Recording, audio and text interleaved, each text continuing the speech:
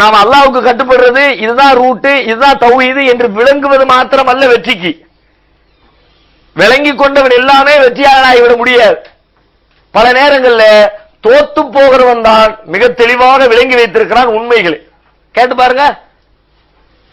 இன்றைக்கு கூட ஒரு புத்தகத்தில் வாசித்தேன். திருமணம் குறித்து ஒரு உளவியல் ஆசிரியர் ஒருவர் எழுதி கொண்டு வருகிறார். அவர் சொல்லும்போது சொல்லுகிறார், நான் சந்திக்கிற மனிதர்களிடம் எல்லாம் திருமணத்தை பற்றி கேள்வி எழுப்புவேன்.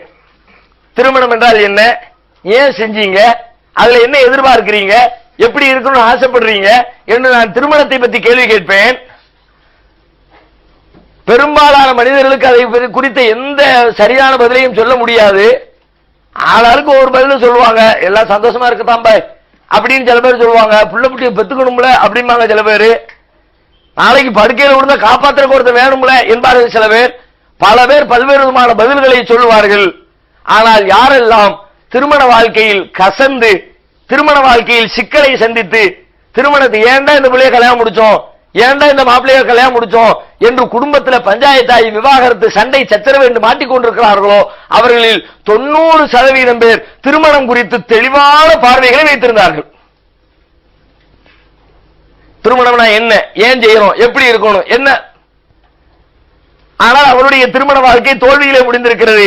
தோல்வியில் முடிந்தவன் அது குறித்து தெளிவான பார்வையோடு இருந்திருக்கிறான்.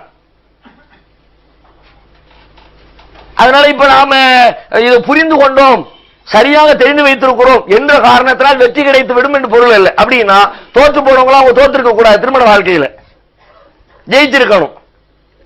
அப்ப அதுக்கு என்ன பிரச்சனை, என்ன அடிப்படை, இந்த சிக்கலை எப்படி களைவது, இதுதான் வழி, இதுதான் இதிலே சென்றால் இறுதி வெற்றி என்று எனக்கு தெரிகிறது. ஆனால் நான் இதிலே இறுதி வரை பயணித்தால் தானே வெற்றி கிடைக்கும். இறுதி வரை பயணிக்காம பாதியிலே கலந்து விட்டால், பல பேர் கலர்கிறார்களே, நான் அப்படி கலந்து விட்டால் என்ன செய்வது, எனக்கு அச்சம் வருகிறது. அப்படியானால் என்ன, இறுதி வரை இதிலிருந்து கலராமல், இதிலிருந்து பின்வாங்காமல், இதிலேயே என்னுடைய மரணம் அமைந்தால் மட்டும்தான் அல்லாஹ்விடத்திலே நான் இறுதியான வெற்றியை பெற்றுக் கொள்ள முடியும். அல்லது தற்காலிகமாக பல வெற்றிகளை வாழ்க்கையை அனுபவிப்பேன், இறுதி வெற்றியாக அமையாது.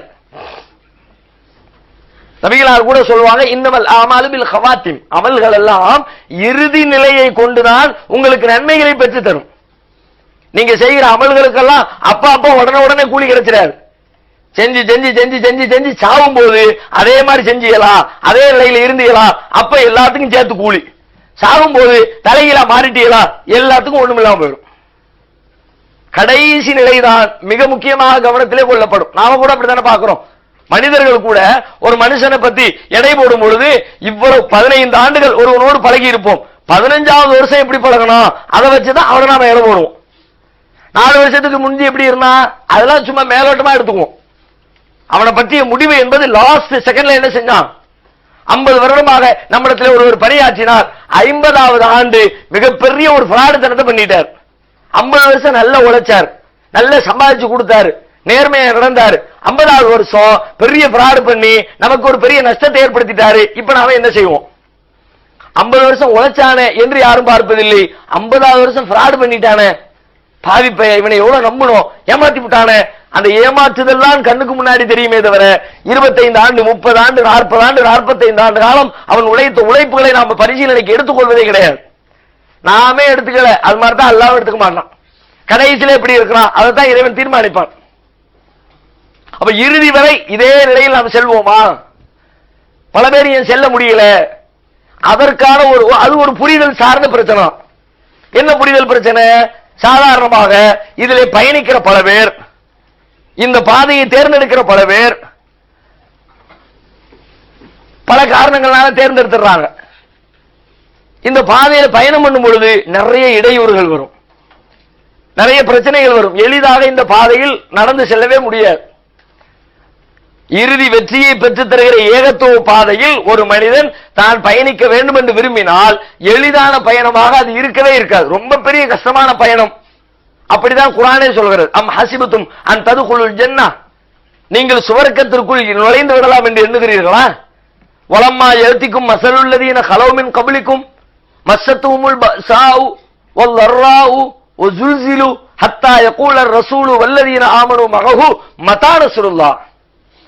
உங்களுக்கு முன்னிருந்தவர்கள் பட்ட கஷ்டங்களும் சிரமங்களையும் நீங்கள் அனுபவிக்காமல் அவர்கள் ஆட்டுவிக்கப்பட்டதை போன்று நீங்கள் ஆட்டுவிக்கப்படாமல், அவர்களும் அவர்களோடு இருந்த மூமின்களும் அல்லாஹ்வுடைய உதவி எப்பொழுது வரும் என்று சிரமப்பட்டார்களே, அந்த சிரமங்களை எல்லாம் நீங்கள் சந்திக்காமல் சொர்க்கத்திற்கு நுழைந்து விடலாம் என்று எண்ணுகிறீர்களா?